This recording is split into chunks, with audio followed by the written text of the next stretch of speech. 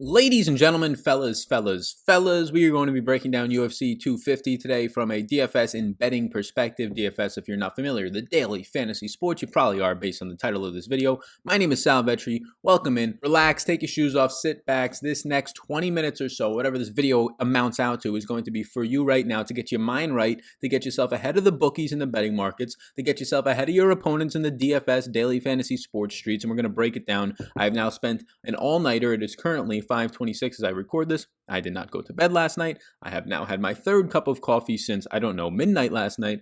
I watched all the fights. I was doing some other business stuff, some NFL stuff, prepping a lot of things, but this fight is huge. There's obviously a milli maker on the line, so I wanted to make sure that I wasn't just relying on the data, or at least like 80, 70, 80% of the data. I wanted to make sure that it was a 50-50 split with the data that you see on the screen behind me, those numbers, those statistics, pairing it up with a bunch of notes that I now have 5 pages of notes right here on each of these fights, and we're going to break it down that way. So a little bit of a film, watching a couple of fights from each of these fighters recently and some of their bigger fights and what they did with similar opponents, maybe, is how I was trying to model it out based on reach, based on size, based on division that they were fighting, and then obviously using the data behind me, the statistics, and from that I have projections. I have overall upside in terms of victories, in terms of knockouts, in terms of all these different things for one Vegas odds, but mainly daily fantasy sports, DraftKings projections and rankings for their contests based on their salary. So if you want to get access to those projections, and I highly encourage you to, because not only now can you get access to MMA, well, now PGA is back. They just released the salaries. PGA will be returning with a milli maker of its own. Every single day I already have the esports going out. I already have the Korean baseball, and also League of Legends, if you are not familiar. That is also returning tomorrow, Friday, and then it's going to be back in a week from now for the good, for the long term. So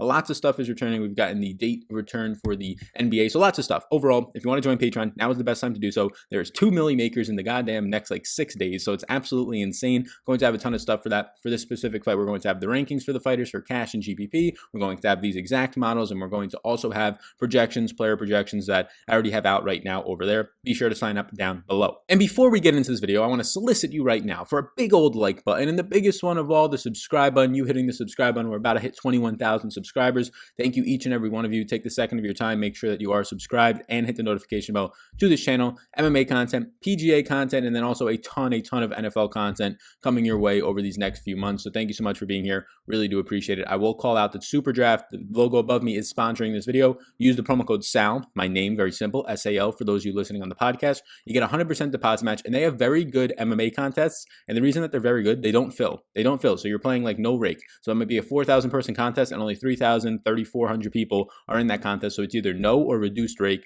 You could use the promo code SAL, SAL, to get 100% deposit match, meaning if you put in $20, they'll give you $20 for free to play with. So check it out, up to $50. Let them know that you came from me by using the promo code SAL, SAL. Now the promotion, now the plugs, they're all out of the way. Let's get into this card right now. We're going to try and go fight by fight here, see how long that'll take. The 12 fights on this card feels like it's been a while since we've had 12. They've been trying to have 12, and it drops down to 11, and then it drops down to 10, and then whatever. So now that we might actually have 12 and there's no news otherwise, I'm pretty excited for this. So the main event of the night is going to be Nunes versus Spencer, Felicia Spencer versus Amanda Nunes here, and it's pretty clearly going to be a spot where you should like Amanda Nunes, a minus 714 favorite the last time I updated through best fight odds, a minus 200 favorite to just win this thing by a finish. So look, in terms of just the finish winning, it would still be a top 10 or top 5 favorite on the slate just to win by a finish at that point. So in terms of winning by a decision, it's almost a lock when you factor in the minus 714 favorite nature of this. You're going to have Nunes walking forward. You're going to have just a totally different level of skill. Nunes going down in weight class, going to fight a new opponent now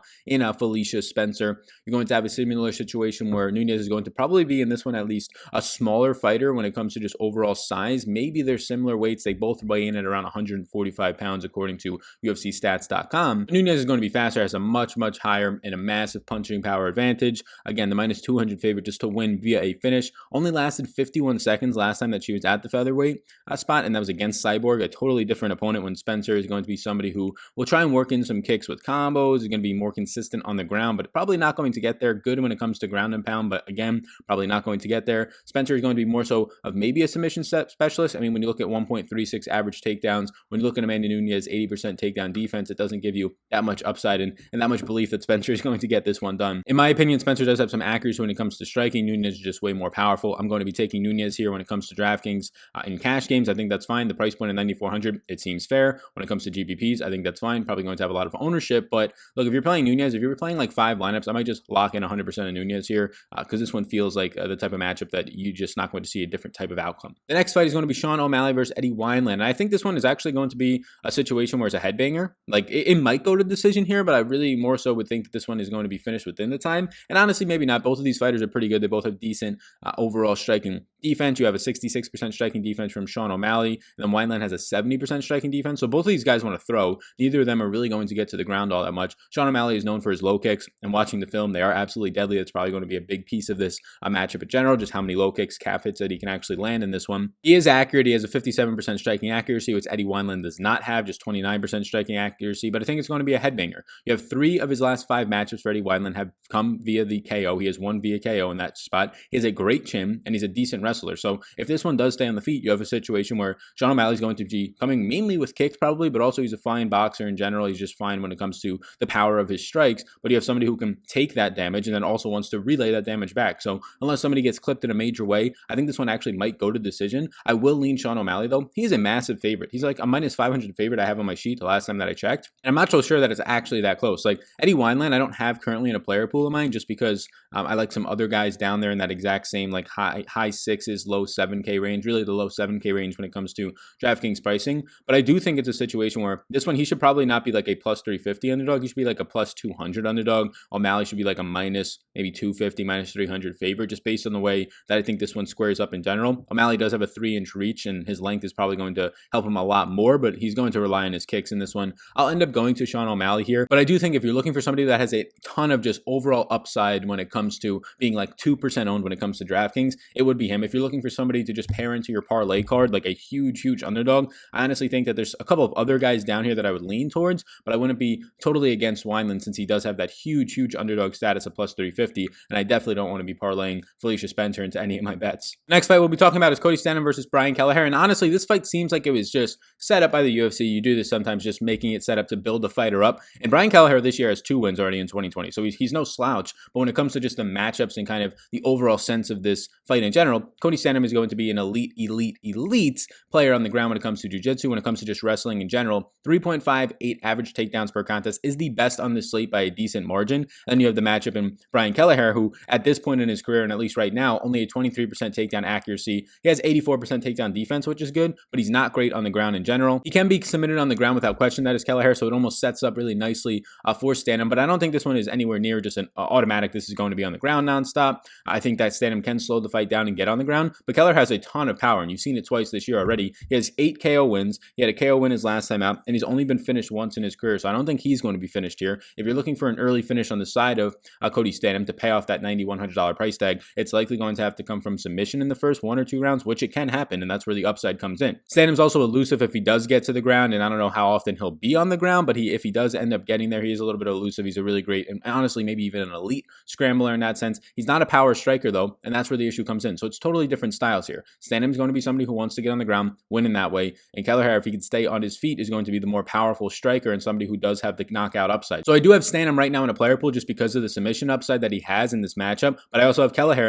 in my player pool as well because he's cheap. He's $7,100, but he has the upside to clip him. If Stanton doesn't get the fight to the ground early on in this one in the first 1 or 2 rounds and really control the pace of the fight, and really the first round, and control the pace of the fight in that one, I do think that Kelleher, if he's staying on his feet and able to just land some clean hits, that he has a high upside of clipping him. So I have them both in my player pool right now. I would lead Stanton, but I don't think by any means that the plus 230 overall odds on Kelleher is short enough. It should be somewhere like around plus, honestly, like 150. I think this one should be closer. So I think Kelleher, you're probably getting at like a $600-$700 discount based on how I think the fight's going to go. Next fight up, we're going to have Alonso Minnifield versus Clark in this matchup. So I'll start on the Alonso Minnifield side. Minnifield is going to come in as the favorite here. He's 9-0 in terms of just the record that's actually been tracked, minus 227. He's a $9,000 fighter. He's a knockout artist. So if you're looking for a quick finish and upside in your lineups in that regard, this is where it's going to come from. 8 of his 9 fights have finished that way via knockout. He is good on the ground and pound. So if he gets you on the ground, he's probably not coming for you in terms of submissions or anything like that. He's really not going to go for submissions. He's just going to go for ground and pound and a knockout while you're on the ground. His downside is just his defense versus grappling. It's not that good at all. In the matchup versus Clark on the opposite side of this one, Devin Clark I do think is live here. 3.03 takedowns per contest is the 3rd most that you're going to see on this slate. He's 5-0 when the fight goes to decision. So Minnifield on his side is winning fights by knockout. 8 of his 9 wins are by a knockout. But then Clark, when he gets the fight to a decision, he's undefeated. He's 5-0. Again, he has the 3rd most takedowns average per contest on this slate. He's closer dog than I think it actually seems. So I do have Clark in a player pool right now. I do like Minnifield a little bit more, but I like both sides of this one without question. Minnifield's going to have a slight reach advantage, and if you're just looking for the upside here, if you want the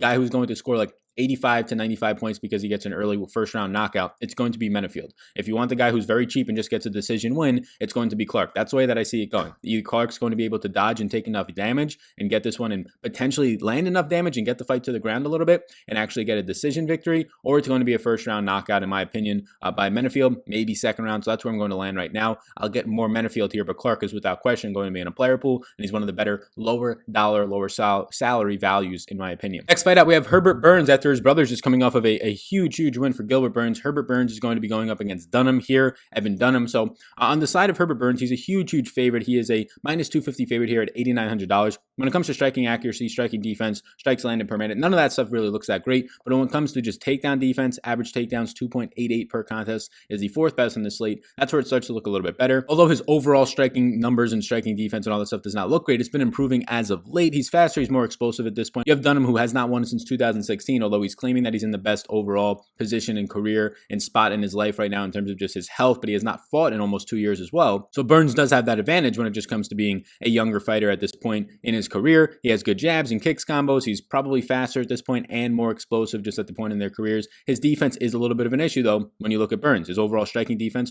is 47%. His takedown defense is a little bit better, but it hasn't been tested all that much. He's not a KO upside type of guy. Only one of his wins has come via KO, and that's not great. One of his 10 wins, so 10% KO chance in this one against a guy who's probably not going to be taking the KOs all that much. But he does have his upside on the ground, and he's going to be coming for a submission. So you're trying to bank on an $8,900 price tag, a submission victory in the first probably 2 rounds at this point. I think he has the upside to get Dunham to the ground, but I don't think it's an absolute lock with 80% takedown defense on Dunham's side. So I think Burns is just, in terms of athletically in his point in his career, should be the favorite in this one. But I don't think you should count Dunham out just based on the fights that I was watching. He is a southpaw. He's going to be slower without question, but he's not somebody who's going to be featuring a lot of kicks. The way that you're probably going to win is that he just doesn't get subbed. Like the upside for Burns is subbing. He's only been subbed to Cowboy Cerrone. He owns his own jiu-jitsu school, so when it comes to actually getting on the ground, 1.83 average takedowns per contest, he's going to be decent there. So this is a fight that honestly, I'm going to say that it's going to be going the entire distance. And at that point, even if Burns was to win at $8,900, he might not be one of the 6 fighters that you need in your lineup DraftKings wise. Sure, you can bet him if you're just going straight out bets. But with that said, I do have right now Evan Dunham in my player pool. I do have Burns in my player pool. Neither of them I'm going to have overwhelming exposure to. I think this fight goes the distance. And if that's the case, I think it actually leans better if you get Dunham to pull off the victory. I'm just not sure it actually happens in this one. I will call out right now, if you are still watching this, check out my Patreon. Right now, there's going to be projections and rankings before these fights start. We're going to be doing it for all the fights in the upcoming months as well. And not only that do you get, you're going to get PGA, which is coming. You're going to get all the esports stuff. You're going to get the Korean baseball, NBA when it comes back, NFL, loads of stuff going out. So everything that's happening right now in the world of DFS could also help you with your sports betting endeavors. You can check that out down below, the all sports package, as well as some other packages on Patreon. It's a way to support me. I'm a one-man business here, one-man small business, if you want to call it that as well. And that's a way that you can support me as well over on Patreon. And the other way that you can support me, if you don't want to support me in that monetary way, totally for free, you can just hit that like button. And the big one, hitting the subscribe button within the video really does help these videos grow. And the notification bell as a little bit of a bonus. Check out Super Draft as well, the logo up above me. I'll probably put up a banner right now. My name, promo code SAL, SAL for the people listening on the podcast. Get you a 100% deposit match up to $50. So check it out right now. What are you waiting for? There's so many deals. There's so many steals. There's so many other content out there right now behind the paywall of Patreon that you're not having access to. Go get it. The next fight up is going to be Charles Byrd versus Pitolo. I don't know if I'm saying the name right, to be honest with you, but Charles Byrd, on his side of the fight, he's 36 years old. Honestly, this might be the last fight of his UFC career. Otherwise, he might get a little bit, he's lost a ton of fights in a row, and he hasn't been that great. But he's coming into this one as a favorite, minus 189, and I like him here, fighting with a little bit of a pressure, 2.52 average takedowns per contest. He's looking as a questionable chin, in my opinion, which is a concern. He lost in, I think, like 37 seconds his last time out. He's a strong grappler with 3 KO finishes in his career, so he does have the grappling upside. He does have the knockout upside when it comes to Byrd. He has 3 knockout finishes when it comes to his overall 10 fights. And the other thing that's nice when it comes to DraftKings is 7 of his 8 wins are in the first round. So when you take into account that Vegas is thinking that he's going to win, labeling him right now, as I have it currently, as a minus 189 favorite, usually he's winning in the first round, which is huge upside when it comes to DraftKings scorings. So I think he has some of the best first round KO finishing upside on the entire slate. So it means that I like him. He's a yes for me currently in my player pools. His projections likely will be high. On the opposite side of this one, Pitolo, I'm not really sure that I'm actually going to get there. His second career fight in this weight class. I don't really have him in a player pool as of right now at all. There's just not much interest in my regard. He's been KO'd twice already. He's not a good grappler. He can roll if he starts to get his punches landing, but many fighters can. Based on some of the film and his very limited film that I was able to watch, it's just not good here. Now, maybe that's because I just don't have a big enough sample watching this film, and the data is not going to provide a big enough sample. Maybe he just has gotten better since his first couple of fights, needed some experience. But in my opinion, it's not something that I'm going to test out. I like Charles Byrd here. He has a lot of pressure just trying to really fight for his job at this point. He is the superior fighter in my opinion. I think he actually finishes this one. I'm going to go first round finish, and at the price tag of $8,800, I like that a lot. The next fight is going to be Martin versus Magny. Magny is going to come in as the slight favorite, minus 149 favorite over Martin, who comes into this one as the underdog, and Martin's going to be coming in as a plus 120 underdog, so nothing major here. When you look at Martin's side of it, I actually think I lean Martin. I currently have Martin outside of my player pool. I'm going to put Martin in my player pool. Both sides of this one I want in my player pool. It's just a close enough fight that I think either way it'll go, but I think Martin, when it comes to DraftKings, is going to be lower owned, and that ownership game is really what I want to be playing at this point. So I think that Martin, he has strong low kicks. He's more elusive even if he gets to the ground, probably better cardio at this point, better takedown defense as well, just statistically if you're looking at that, and I think he's better on his feet. So I think he's overall just well-rounded, a better fighter, just based on the analytics that I'm looking at, based on some of the fights that I was watching last night, and I guess this morning as well, as I feel like a crazy person right now. I think that Magny does have the length, and that's the advantage that he will have. If anything, he has an 80-inch reach, just an absolutely insane 80-inch reach, 7-inch advantage. So that's where it can actually come into a huger effect. He's just a bigger fighter in general, weighs into this one at 170 pounds, where you're probably going to have Martin coming in a little bit below that, around the 165 range. Magny's going to have to get the fight to the ground. I mean, he does average 2.7 average takedowns per contest. I'm just not too sure I feel confident in that, and especially since he's a favorite, one, you're not getting as good of a bet, so I like the underdog here from a betting perspective, and two, he's likely going to be higher owned, so I'm probably not going to have much Magny. He's in my player pool, but if anything from this fight, I'll have more Martin. I don't like either side of it all that much, but I'll take the underdog if anything. I believe there's a couple more fights left, but the last fight that I'll talk about in this video, if you want to get more information on the rest, I'll post my notes to Patreon, as well as the projections, the model, the rankings, all that stuff for these betting fights, for the betting card, as well as for DraftKings as well. The last fight I think is actually worth mentioning because it's such a toss-up, Sterling versus San Hagin. So I like this one a good amount. San Hagin's going to be the more technical fighter. He's going to have good kicks and punches. He's just elite in that regard. He's very good when it comes to getting on the ground and being a scrambler and just trying to get back to his feet. And then Sterling on the opposite side of this one, Sterling's coming in as a minus 125 slight favorite, and then San Hagin is a plus 100 underdog. So it's very much a coin flip. This could have been one of the co-main events in my opinion. The notes that I have down from watching some of the Sterling fights, he's quick and durable with his punches. He throws a ton of hands. He's a volume fighter, just meaning he throws a ton of hands, so he can actually just pick up a ton of points in that way if it does go to a decision. And he has the advantage when it comes to the ground. If you're just looking at Sterling statistics, 1.91 average takedowns per contest, is very good striking defense at 66%. It's going to be up there as one of the best ones on the entire slate. Corey Sandhagen, not as good when it comes to his accuracy and defense versus strikes, and only 27% takedown defense. So I actually think this one's a toss-up. If I had to lean away, I would lean with the favorite in Sterling, but I have both of them in my player pool. It'll probably be like a 60-40 split if I'm really going to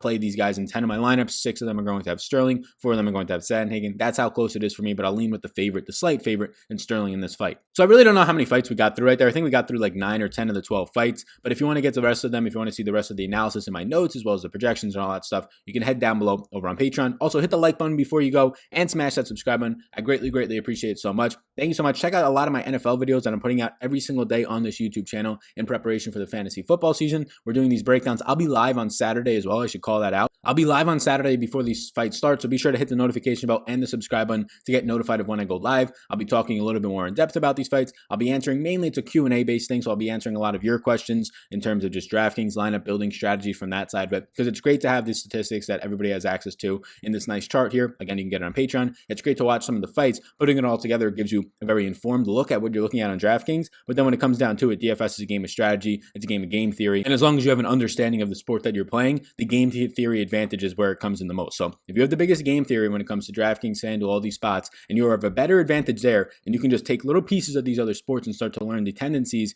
that happen and the trends that happen there in terms of victories, you can model it in a way that sets you up to succeed. Look at anybody who's a professional when it comes to DFS and winning money professionally. They're not some gurus in every single sport. They know adequate amount of information and a good amount of information in those sports, but they know way more when it comes to game theory and modeling and overall lineup development for max lineups, for 1 to 3 lineups. So we'll talk about that more on the Saturday stream for MMA. So my name's Sal Vetri. Thank you for tuning into this one. Once again, I will solicit you for Super Draft. They're sponsoring this video. Also Monkey Knife Fight. So Super Draft, if you use the promo code SAL, S-A-L, you'll get a 100% deposit match up to $50. But if you're not yet a member on Monkey Knife Fight is also having some promotions as well. Promo code VETRI, you get a free $5 to play with. A couple of sponsors of this channel, a couple of sponsors of my brand. So thank you so much for being here. Hope you all have a great rest of your day. Excited for these fights to start off. We got fights, NASCAR if that's your thing, not really my thing, but we got the fights. We got NASCAR this weekend. We got PGA starting up next week. Very, very excited to have these sports starting to come back. Enjoy the rest of your day, everybody, and I'll see you in the next one.